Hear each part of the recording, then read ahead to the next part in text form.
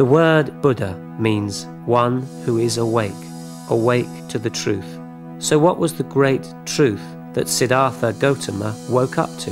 What was it that he understood as he sat on the bank of a river meditating?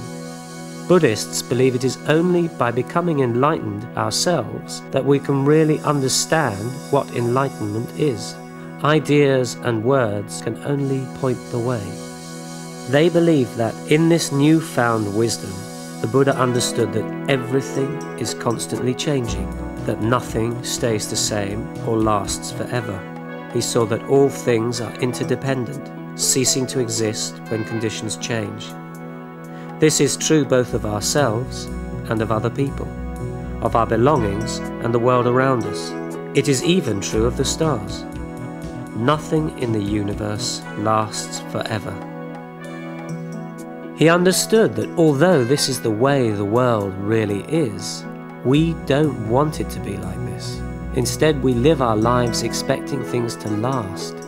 We want things to be permanent, and when they turn out to be impermanent, we suffer and are unhappy. Motivated by compassion, the Buddha wanted to help others understand what he had understood, so that they, too, could be free from suffering and unhappiness.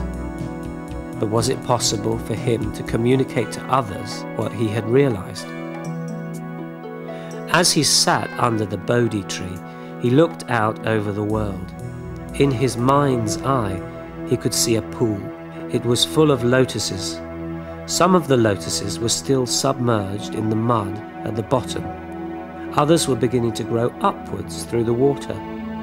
Some of the flowers had reached the surface and, standing clear of the water, were opening in the sunlight. The Buddha knew that all beings have the potential for enlightenment. He could also see that people were in various stages of development.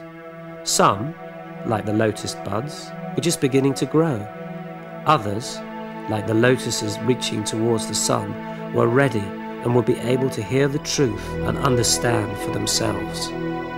And so the Buddha resolved to let others benefit from his newfound wisdom. He would teach what he had discovered to anyone who was willing to listen.